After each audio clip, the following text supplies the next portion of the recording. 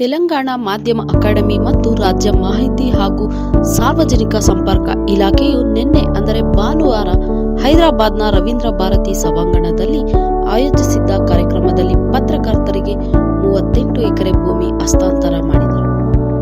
ತೆಲಂಗಾಣ ಮುಖ್ಯಮಂತ್ರಿ ರೇವಂತ್ ರೆಡ್ಡಿ ಅವರು ಮೃತ ಪತ್ರಕರ್ತರ 44 ಕುಟುಂಬಗಳಿಗೆ ತಲಾ 1 ಲಕ್ಷ ರು ನಗದು ಹಾಗೂ ಮಾಸಿಕ 3,000 ಪಿಂಚಣಿ ಮತ್ತು 2 ಮಕ್ಕಳ ಶಿಕ್ಷಣಕ್ಕೆ 5 ವರ್ಷಗಳವರೆಗೆ 2,000 ರು ಸಹಕಾರ ನೀಡಲು ಆದೇಶವನ್ನು ನೀಡಿದರು. ಕಾರ್ಯಕ್ರಮದಲ್ಲಿ ಮಾಹಿತಿ, ಕಂದಾಯ ಮತ್ತು ವಸತಿ ಸಚಿವ ಪೊಂಗುಲೇಟಿ ಶ್ರೀನಿವಾಸ ರೆಡ್ಡಿ, ಸಾರಿಗೆ ಮತ್ತು ಬಿಸಿ ಕಲ್ಯಾಣ ಸಚಿವ ಪೊನ್ನಂ ಪ್ರಭಾಕರ್ ಮತ್ತು ಇತರ ಗಣ್ಯರು ಹಾಜರಿದ್ದರು.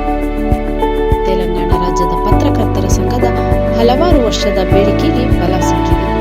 ಈ ಭೂಮಿಗಾಗಿ ದೀರ್ಘಕಾಲದಿಂದ ಕಾಯುತ್ತಿರುವ ದೊಡ್ಡ ಸಾಧನೆಯಾಗಿದೆ ಎಂದು ತೆಲಂಗಾಣ ರಾಜ್ಯದ ಮಾಧ್ಯಮ ಅಕಾಡೆಮಿ ಚೇರ್ಮನ್ ಹಾಗೂ ಇಂಡಿಯನ್ ಜರ್ನಲಿಸ್ಟ್ ಯೂನಿಯನ್ ಅಧ್ಯಕ್ಷರು ಶ್ರೀನಿವಾಸ ರೆಡ್ಡಿ ಅವರು ತಿಳಿಸಿದ್ದಾರೆ.